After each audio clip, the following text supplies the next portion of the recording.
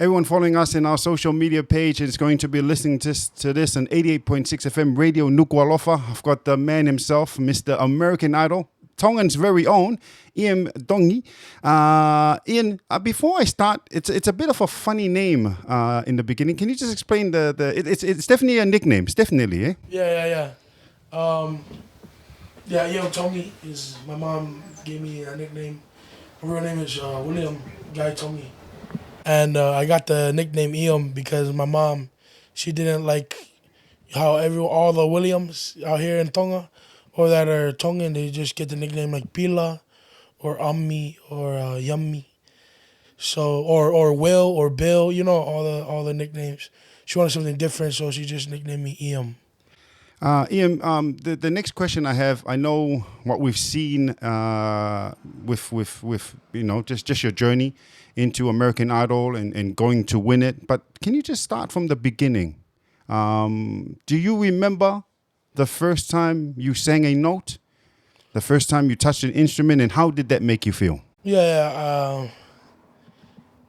I was young, my dad tried to teach me and my brothers, try to teach us like a kind of like a boy band kind of thing. He wanted all of us to sing like a different harmony.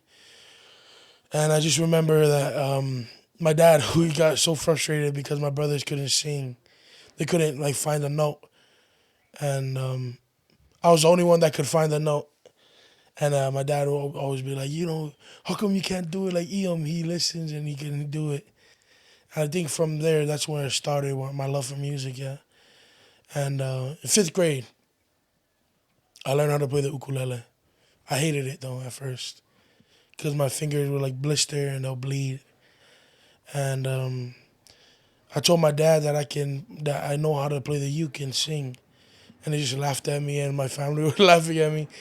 But one day, my brother's best friend, he left his ukulele at the house, and my dad told me, "Oh, sing it in front of my whole family." We were just sitting there like doing like family meeting. I forgot what happened, but my dad gave me the uke, and I played it. It was out of tune though. So it sounded bad, and they were just laughing at me. I cried, run to my room. And then my dad felt bad for me, so he tuned it up, gave it back to me, and he asked me to play a song. And that's the first song I ever learned. It's called "In the Jungle," and I sang that song.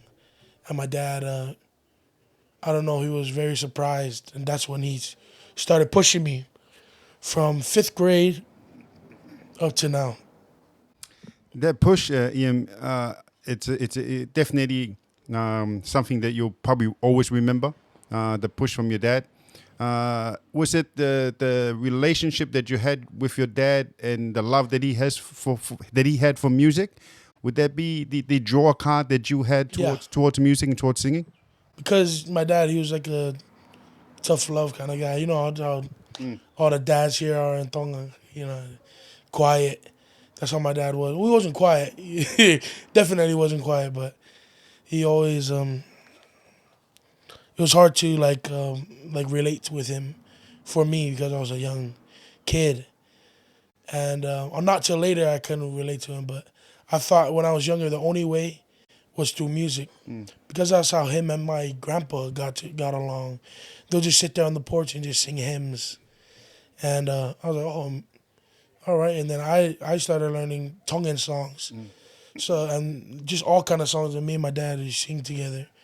Not until later that my dad started recording music with me, like just videos on YouTube. Yeah. Yeah, this one thing is to sing and know how to sing. But what I did notice about the American Idol competition and the way you sing, and you tell a good story while singing. Where did that come from? I don't know. My dad kind of taught me when I was younger, because I remember I'll sit there and I'll sing, and if it doesn't sound like, I don't know what he's playing. Like he always says, like you gotta put feeling into the song, so that other people can have the same feeling that you're trying to put out there. And so when I was young, I always just close my eyes. He always tell me, just close your eyes and just sing. And I was like, oh, but I don't know if I'm gonna look good. My face is gonna look ugly when I sing. He's like, it's okay as long as it sounds good. If it doesn't sound good and you sing and you look good, it doesn't matter. It doesn't sound good. So I always just listen to what he says, and yeah.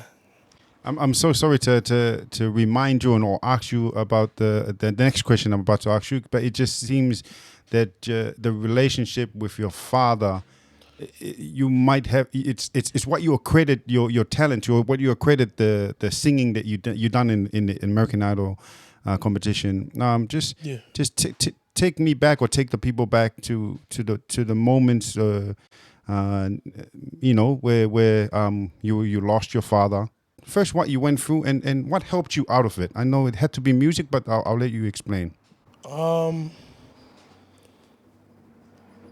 my relationship with my dad, yeah, it's very through music and stuff. That's how it started, and I think that's for me. That's how it started for me. But to my dad, I think he was just like, you know what I mean. But yeah, when he first passed away, it was hard for me.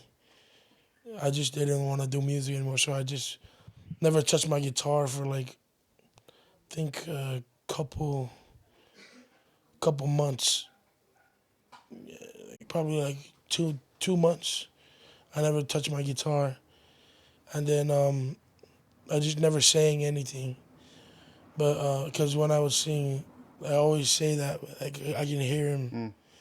Not necessarily like I can hear him, but I can just because we sang a lot together. But I would just hear him like I would hear what he would do in the songs, and that would just make me cry. But what really helped was my mom. She really helped a lot, pushed me to read scriptures and stuff, and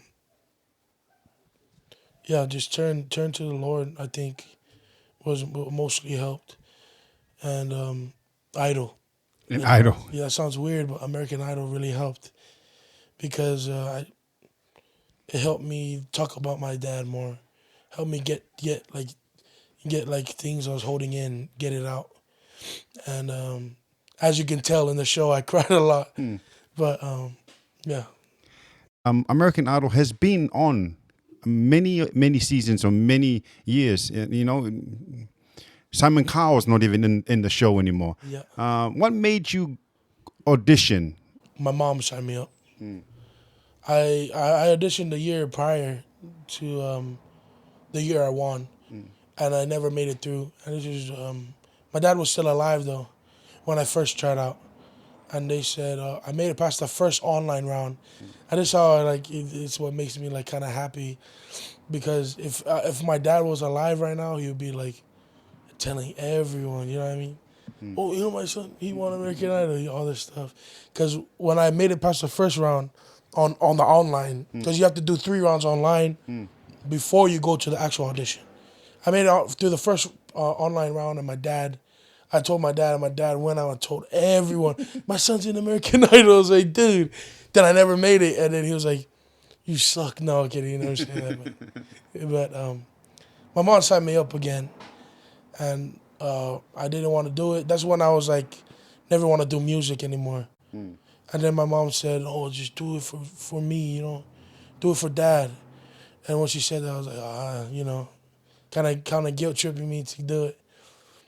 But I'm glad I did it, and I guess it did work out. It's just that I didn't want to do it because of my what do you call it? My pride was down because I never made it the year before. I didn't want to I was just saying, "Mom, no, it's waste time." But I'm glad I did it. Ian, that audition, it went viral. The way you sang James Blunt's song "Monster." It all tied in with what you went through with your father. Yeah. You had to have known that song would have been very hard for you to sing, and especially sing it in front of the front of likes of Lionel Richie. What went through your mind, and what ultimately got you to decide on that song? So at first I was gonna do another song. It's called "Give You Blue" by Alan Stone. I was gonna do that one, but then I remember my mom. She really wanted me to do like something else. I forgot what song she wanted me to do, but then I was talking to the people and they're like, "Oh yeah, that's a good song." And last minute, because I never told him that my dad passed away, because I wanted to know, like, because you know what I mean. I hear like a lot of people, if like something sad goes on, if you go on audition, people are always, oh, it's just a story, right? It's just a story that made it through. So I wasn't gonna talk about my dad at all. And then I remember my mom. She told me that my dad's the reason why I do music, and I need to talk about my dad. And I wasn't really planning on doing the song. I was planning on doing, like I always said, another song. And then I just thought about it. I prayed. And I was like, all right, maybe this would be a good song to sing. Then we practiced it, and yeah, it was the perfect song.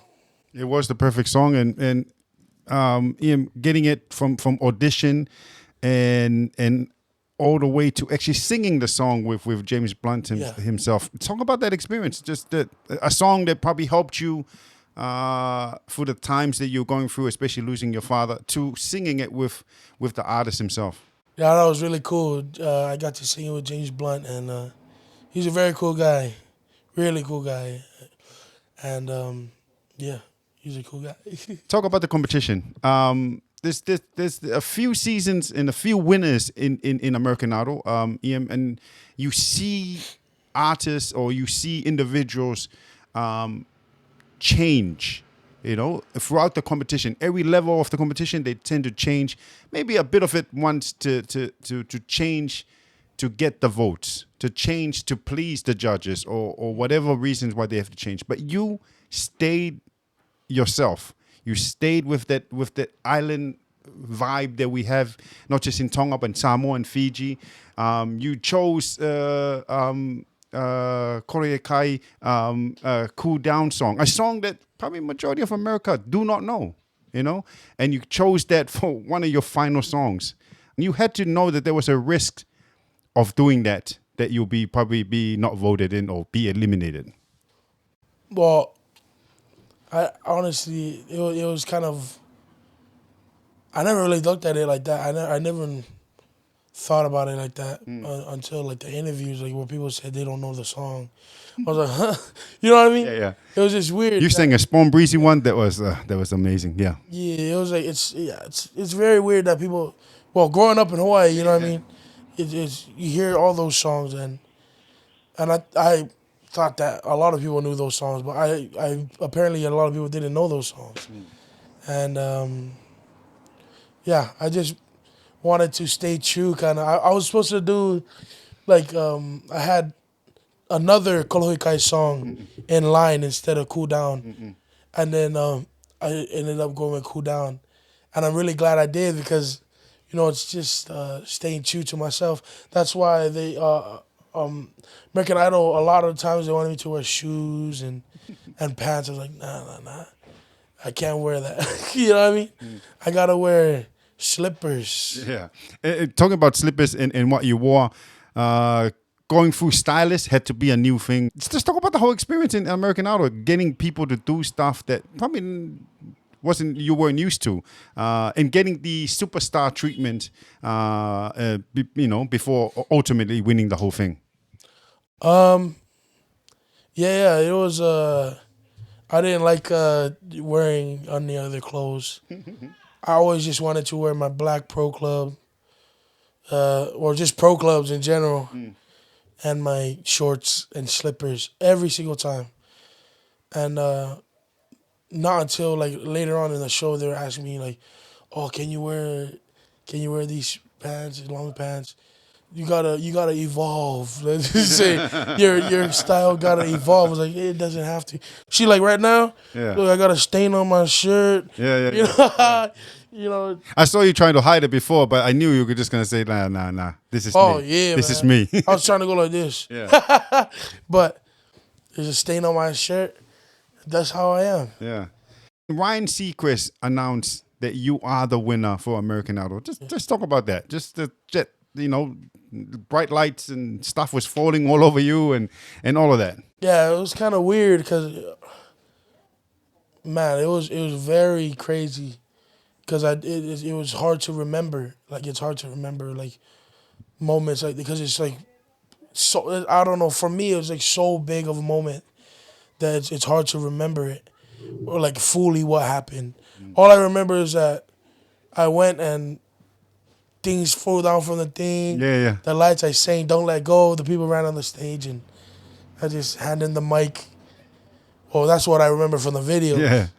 But when you're there, it's kind of like it's like a blackout, almost like I don't know, not a blackout, but it's like Out of body experience. yeah. Yeah. It's like that. That's how excited I was, and that's how like no ways is like that. Yeah. You know what I mean? No Yeah. ways is happening. But yeah, man. Before we got to the final episode of the finale, you released a song that we play here in Tonga. It's one of the favorite here in Tonga. I'm gonna play it for you. If you don't mind, I would love if you hear the whole song and we talk about the song. I know this song's very special to you, so I'm gonna play it for you. Right, when it dropped just before the season finale, we played it on radio here in the Kingdom of Tonga. It's yeah. You have to have known that song was special, not just for you, but it would be a special song to listen to. Yeah. I never. That's my first time like actually like listening to the whole thing. Oh wow, serious? Yeah. Oh, I'm the first to play you the whole thing then. The studio we were recording it was it's a legendary studio. Like Marvin Gaye recorded his albums there, and a lot of big artists, and just being in those booths was amazing, and working with the producer, with the writers, and just oh man, it was just all amazing, man. Now, Iam, talk about after. What's life now after American Idol? Being the American Idol, and yeah, what's life like? After I won the thing, after I won Idol, we've just been on the road ever since. Just I'd go home for a week or maybe two, or sometimes if I'm lucky 2 weeks, and then back on the road for like a couple months, and then or like a few months and come back and yeah.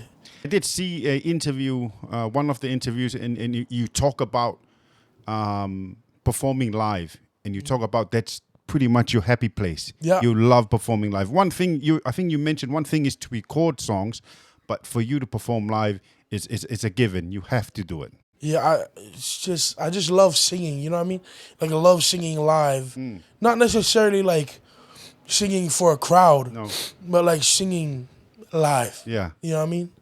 And it shows because you arrived in the Kingdom of Tonga on a Monday, and that flight, I remember, gets in about 10, 20 or 11. And then I saw videos of you performing live on the same day at Liahona. Why Liahona? Why did you perform in Liahona?